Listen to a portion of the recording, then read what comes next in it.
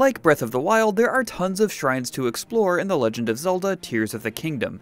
In each, you'll earn a new upgrade resource called Lights of Blessing, and you can find at least one bonus treasure chest hidden somewhere in the shrine.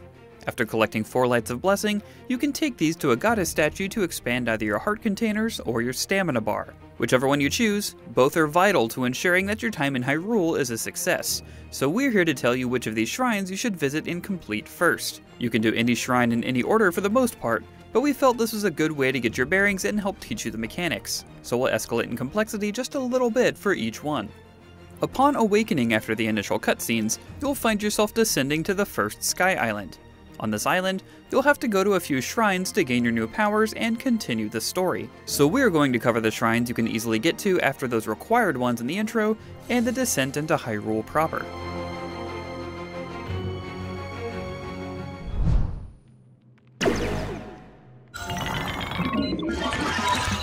This one's a no-brainer.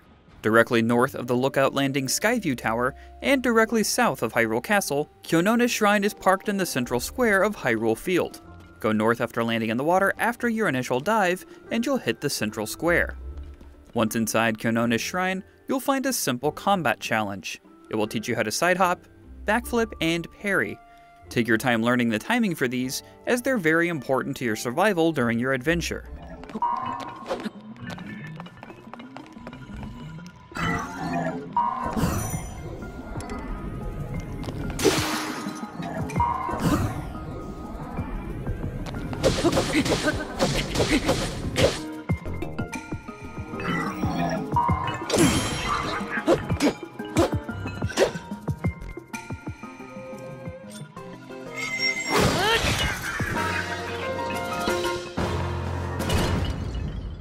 After completing this shrine, you'll get a Zonite sword for your trouble, and the customary Light of Blessing. After exiting the shrine, head east for the next one.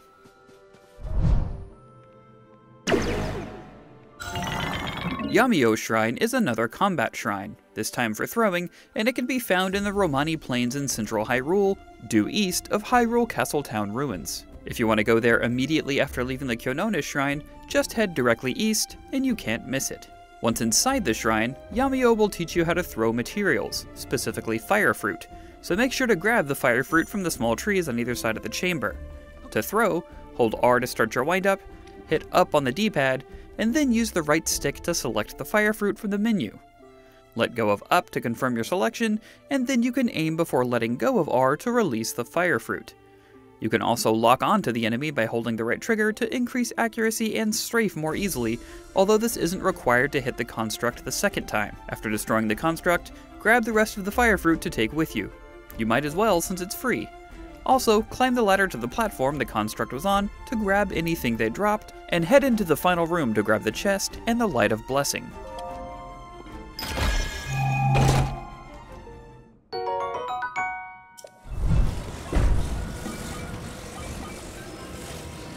Unlike Konons and Yamio, Jhin Shrine is a puzzle shrine rather than a combat shrine. And while it's easy to find, it's a little trickier to complete, although still not too bad. Jhin Shrine is located on the ground in central Hyrule in plain view, due south of the Lookout Landing Skyview Tower.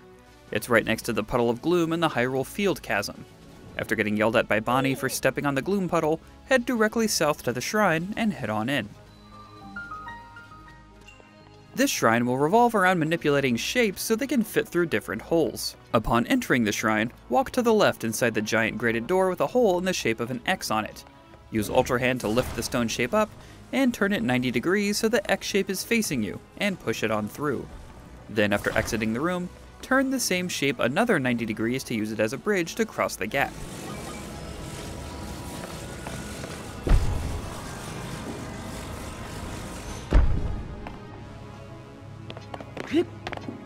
Enter the next open room, and go to the right. This one is a bit harder to fit through, but only takes a little finagling, or you can just follow the method we did here, whatever works.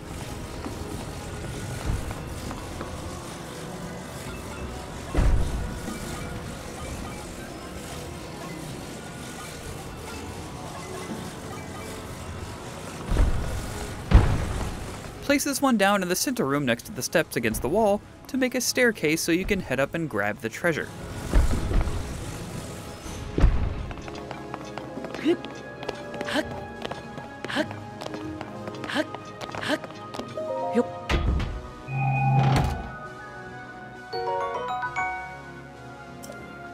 After jumping down, grab the stone block again, and to get it through the great hole on the left, manipulate the blocks until the lower one is closest to you, and then push it through.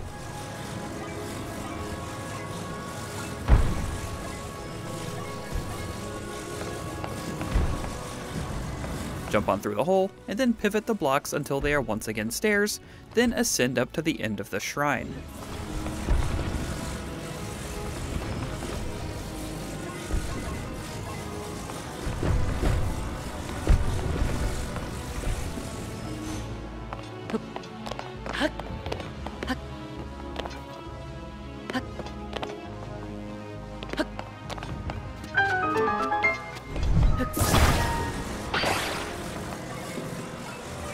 The last one we'll be going over is the Ishodag Shrine.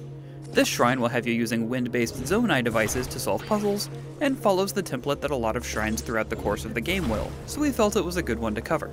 It's a bit more complex than the rest, and that's why we're saving it for last. Despite its complexity, it's still pretty easy to get to. It's on top of a rocky hill due west of Hyrule Castletown ruins, and a bit northwest of Lookout Landing's Skyview Tower. Climb up the rock face or glide over from a nearby ledge to get up to it.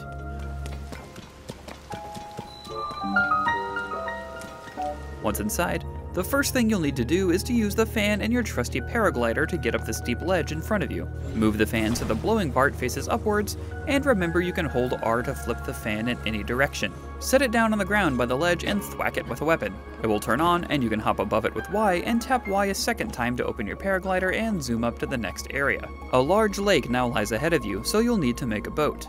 Attach the fan from before to the back, as well as the new fan they've provided. Then use Ultra Hand to move the boat into the water. Get on the boat and swat the fan to turn it on and let it carry you across the lake.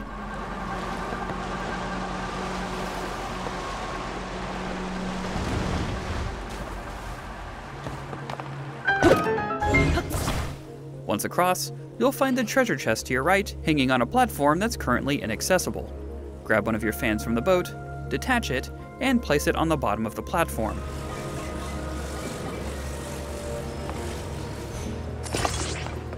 Use your plank boat to create a makeshift ramp, and go up to the top before shooting the fan with an arrow to push the treasure chest platform up to horizontal. And it's all yours now.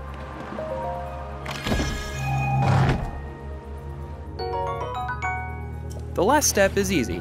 Grab two of your fans from your boat, and attach them to either side of the final elevator platform. Then hop on the platform and whack it to reach the end of the shrine.